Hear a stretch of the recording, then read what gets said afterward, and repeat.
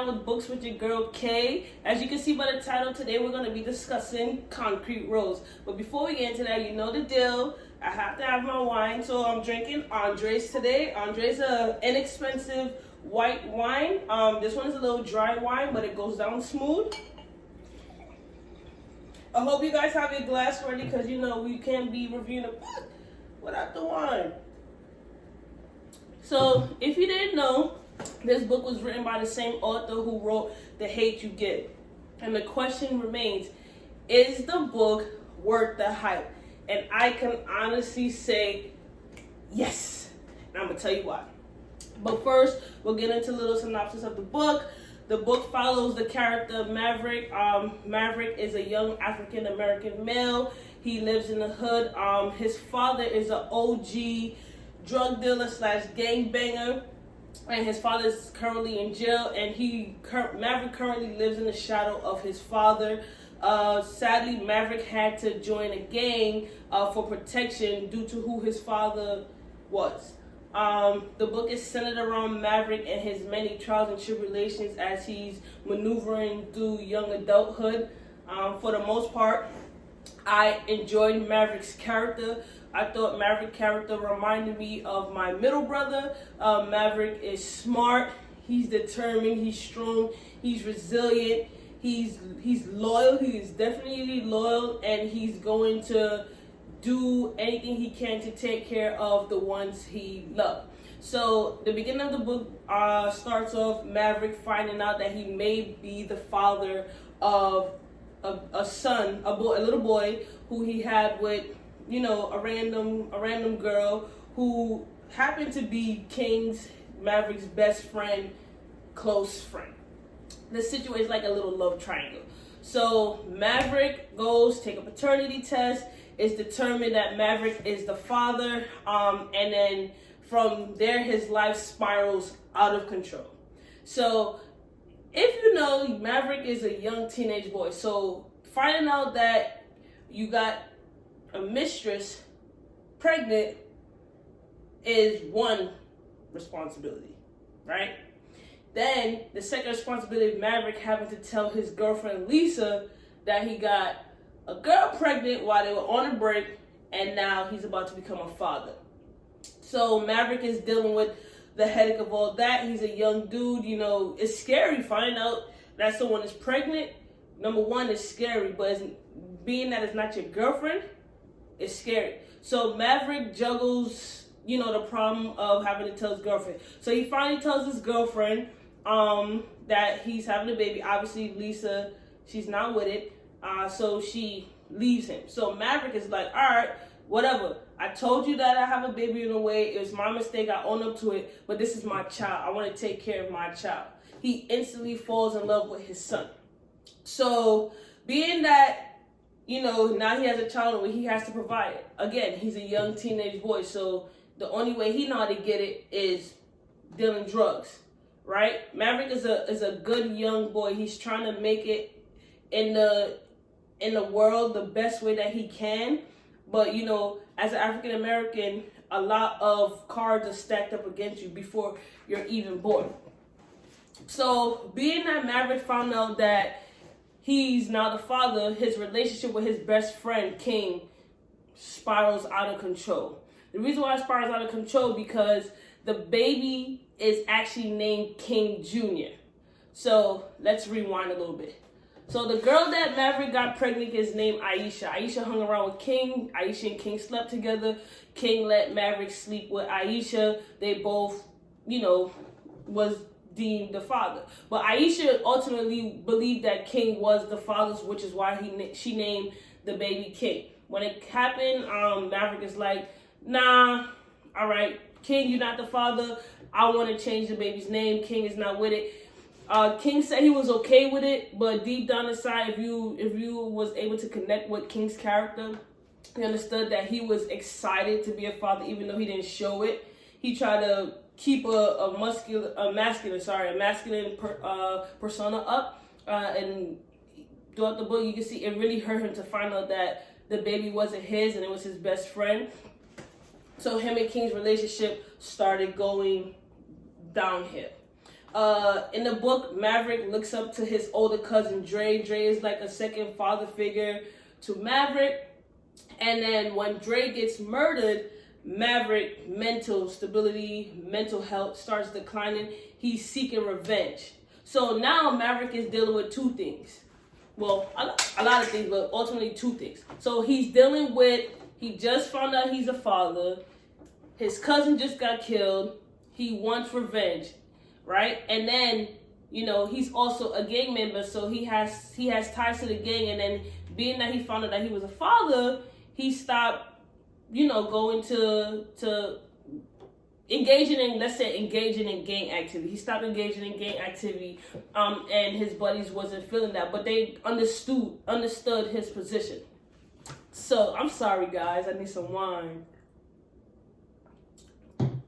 So Maverick wants revenge for his cousin's death, and I think that the biggest lesson in the book was seeing how Maverick was his thought process, how he processed everything, how he was able to handle everything. Because as you know, a lot of young African American boys are dealing with the same trauma and the same PTSD and the same problems as the book presented. And I think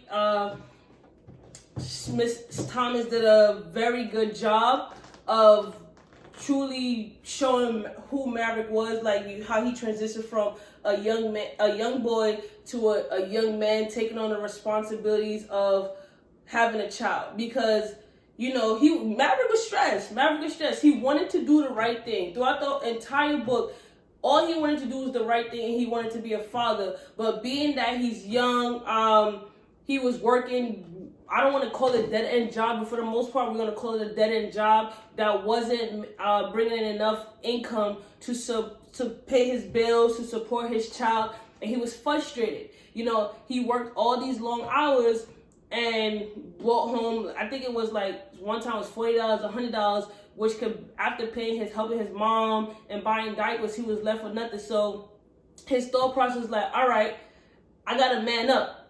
I need to take care of my son. But while trying to take care of his son, he's battling his inner demons to go find the dude who killed his cousin. Because, you know, once Dre died, it took a piece of Maverick with him. And again, a lot of African American males and women can deal with that. Like the person you look up to the most, who helps support you, who provide for you, who clothe you, is gone. Because Dre, in the book, he kept Maverick away from dealing drugs. You know, although Maverick was in a gang, Dre tried his best to steer him away from that, having to deal drugs or having to go to the streets. You know, he already knew that Maverick had one strike against him, which was being in a gang, but he didn't want that same path for Maverick. He wanted Maverick to finish school, graduate, go to college. Maverick was very, very, very smart.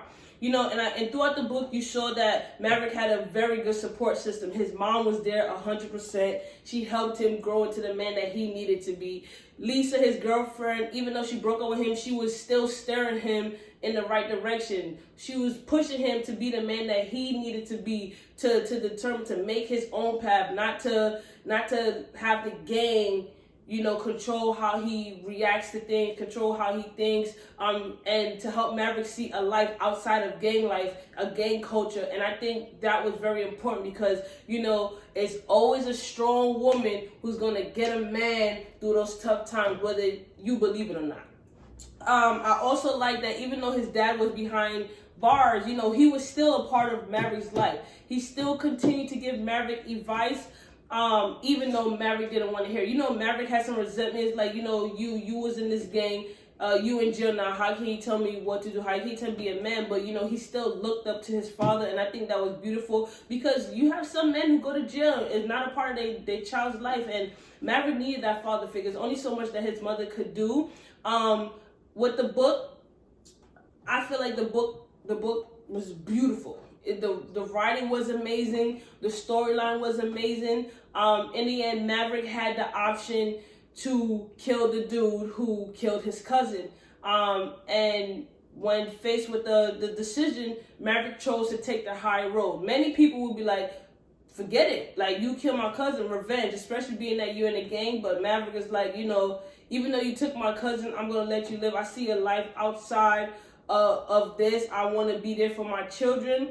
I want to be there. I want to get my girlfriend back. I want to be the man that I know I can be and not have to succumb to the circumstances that I'm currently in. And I'm going to do everything I need to do to be that man. And I thought it was beautiful because Maverick was fighting a lot of demons, and to see him transition and to acknowledge his wrongs, his fault, his circumstances, and not succumb to them is a blessing. Because a lot of people, you're placed in a situation and you just deal with it. You become numb. You conform to the norms of your community that you're in.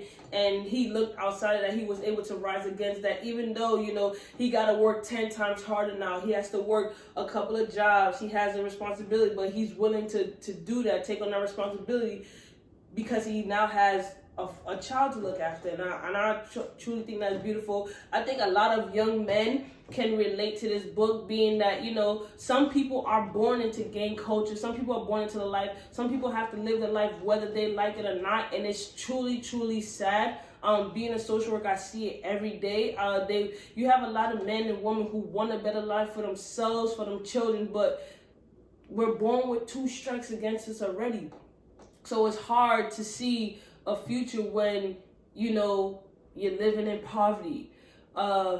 Your basic needs are not being met, which is food, water, clothing, a roof over your head. So it's hard trying to see a future and a better life for yourself when you don't have the financial needs to provide. And I believe like a lot of men can resonate with this book. I believe the book is like 10 stars. I know it's only 5 stars, but it's a 10-star book. I recommend this book hands down. I recommend that everybody read this book and give it to young men. Some people need to see it in writing rather than live it. And I believe Miss Thomas did her thing with this book.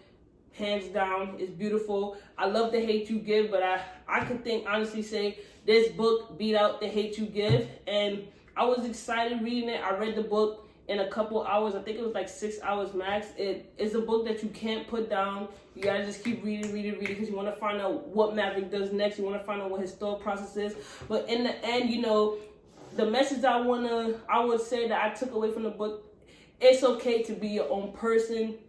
It's okay to be afraid, and it's okay not to want to live the life that you was born into. Again, I recommend everybody read the book. Drop a comment if you read the book and let me know what you thought about the book. Let me know your likes, your dislikes. And again, thank you for tuning in to Wind Down with Books with your girl Kay. Drink some wine and see you guys next video.